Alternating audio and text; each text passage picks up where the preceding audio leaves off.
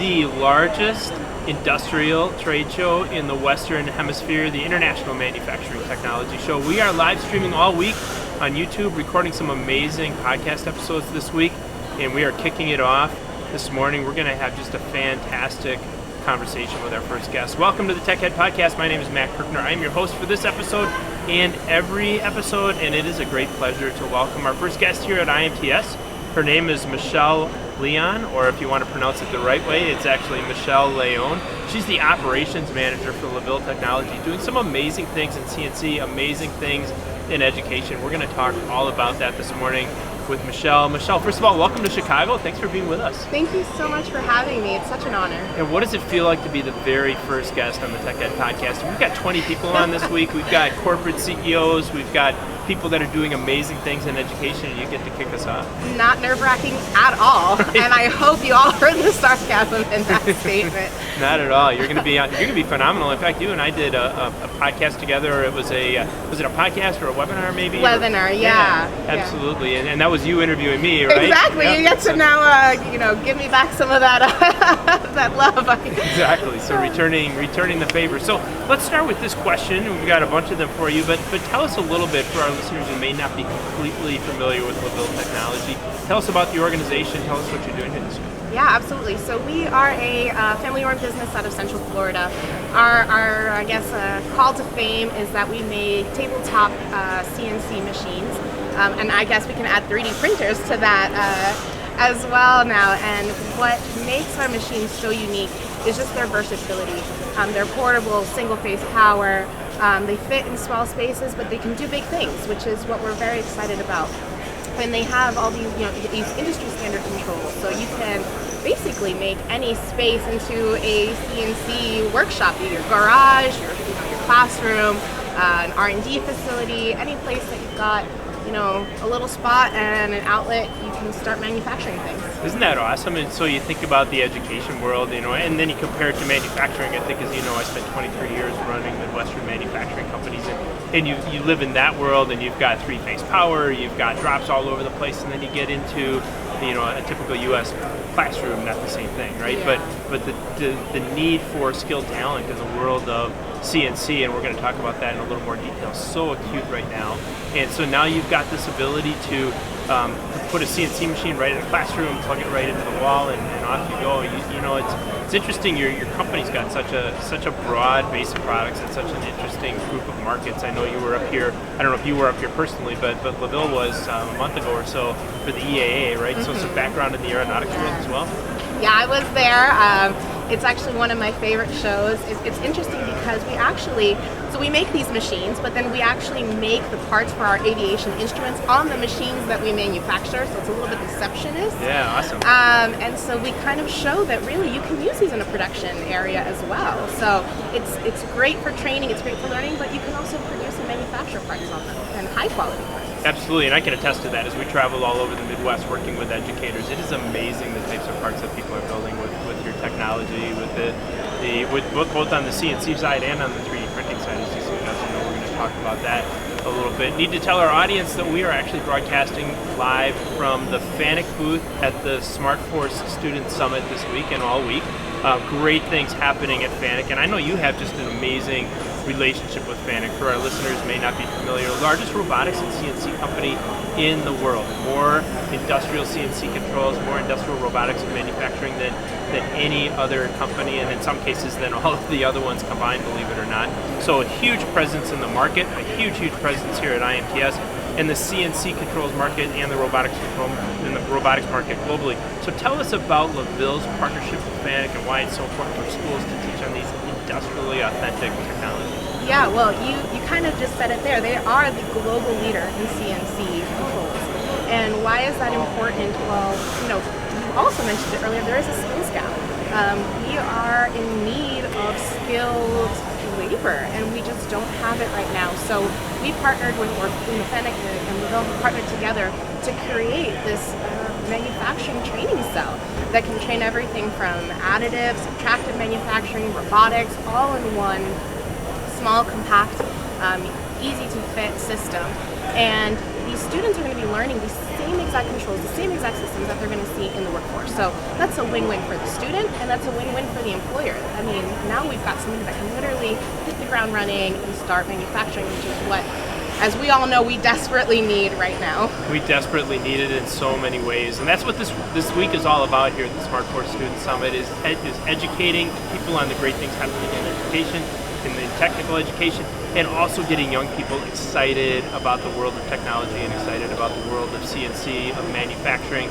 As we talk about all the time on the Tech Ed podcast, the number one influencer of a young person's career pathway are their own interests and experiences in middle school and high school, and so the work that you're doing is really driving that, which is absolutely fantastic. So let's talk now a little bit product specific. You've got this project called, I've heard it called the Edu Mill. I've heard it called the EDU Mill. Yeah. Yeah. So which is it? We call it the EDU Mill. Okay. It's basically a machine that all of our machines are great for education, but we built this machine with education in mind. Really quick kind of fun fact, you were talking about middle school and high school. We actually have one of our machines in an elementary school, wow. if you can No even way. believe that. And they've got fifth graders working on it. Awesome. I mean, talk about getting people excited at a young age and showing them, you can do this. Sure. So very cool. But the EDU Mill, why it's unique is because it has that additive and subtractive manufacturing component to it, all built in one machine. So instead of the school having to purchase two separate systems, they have one.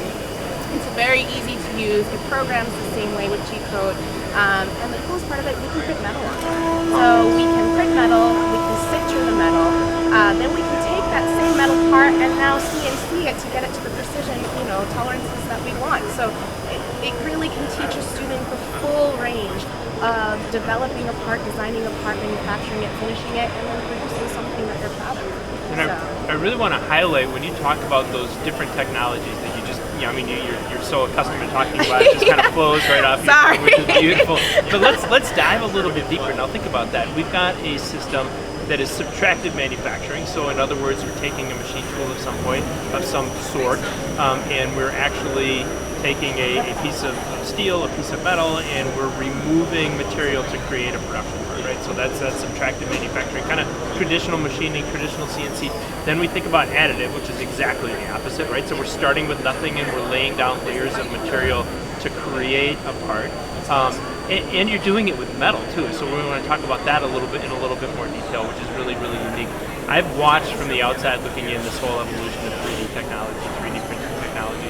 One of my greatest frustrations 5 years ago, 6 years ago, is you'd walk into a school and the instructor would say, let me take you to our industrial manufacturing area. And they'd walk you there and there'd be a 3D printer and there was some kid printing out a head of Yoda, or, you and I are both Harry Potter fans, maybe it's Voldemort, right? Yeah. You're printing out this figurine and they're saying that this is how we're teaching manufacturing, and it's like, you know what, that's really, really cool, but you're teaching manufacturing in the same way that if I was trying to teach somebody how to write, that I put a laser printer in front of them and say, here, print this off the internet. Well, that's not how we learn how to write. It's not how we learned how to design. It's not how we learn how to manufacture. One of the things I love about your products is that industrial authenticity, and then this wide variety of different processes, both additive and subtractive, getting into being able to print metal. I mean, that's a really emerging technology as well. Why is it so important, Michelle, for young people to be learning both additive and subtractive manufacturing? Honestly, if you're asking my opinion, it's the future of designing. The great thing with additive manufacturing is that we can design, create, and produce parts that would be almost impossible to do with conventional CNC methods. And then you can take that part and add the CNC aspect to get the precision that maybe additive manufacturing doesn't give us yet.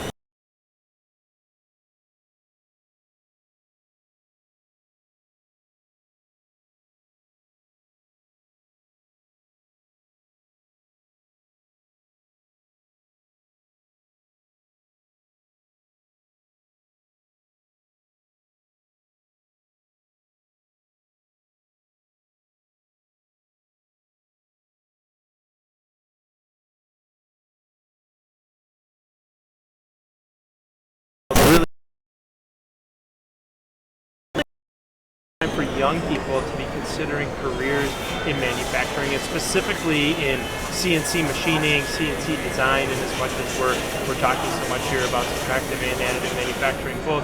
Why do you think, tell me, I guess, first of all, your take on the job market. You're not just a an amazing innovator in the world of technical education, in the world of manufacturing technology, but you consume industrial talent as well, right? You're a manufacturing company yourself.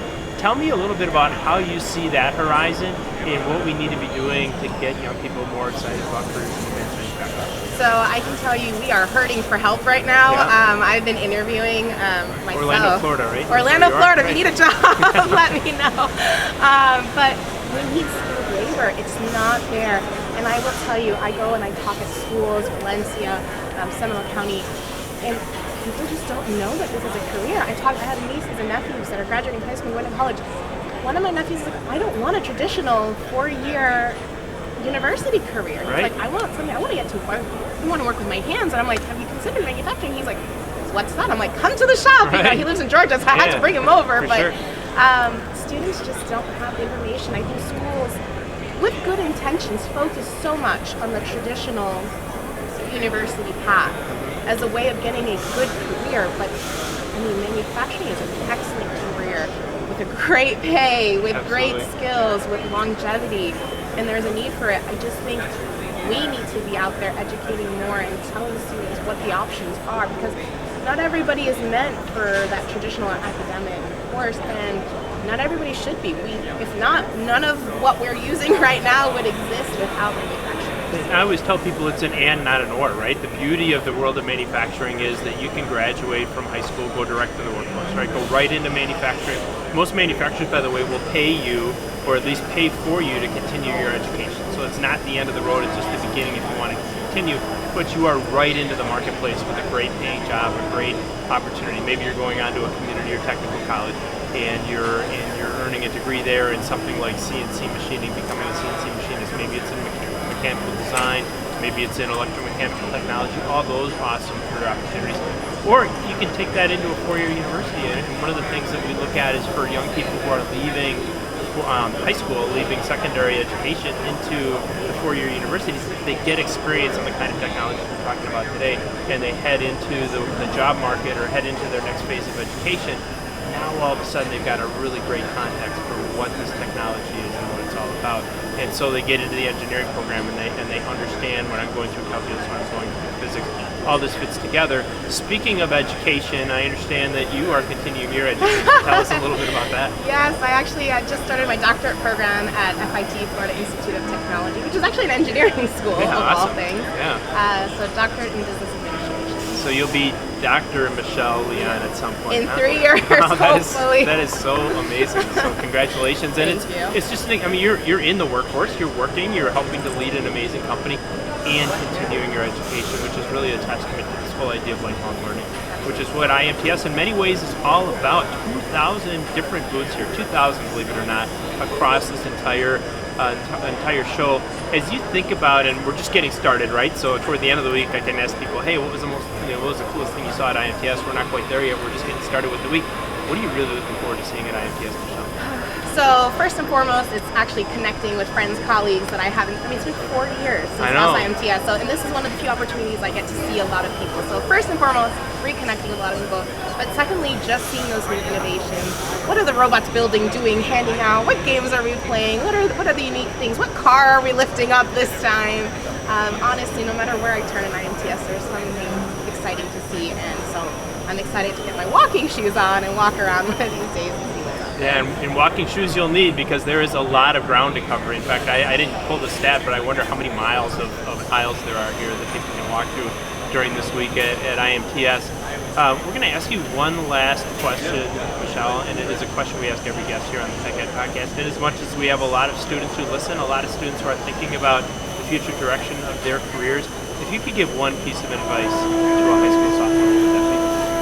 So I mentioned I've got nieces and nephews in high school, and the advice that I give them is actually try and explore, do internships, do on-the-job training. If you're even remotely curious about something, ask if you can come in and job shadow for a day. Like, get your hands in there and explore. There are so many careers out there, and like I said, a lot we just don't even know about. So your dream job is probably out there waiting for you to find it. You just have to just do a little bit of exploring.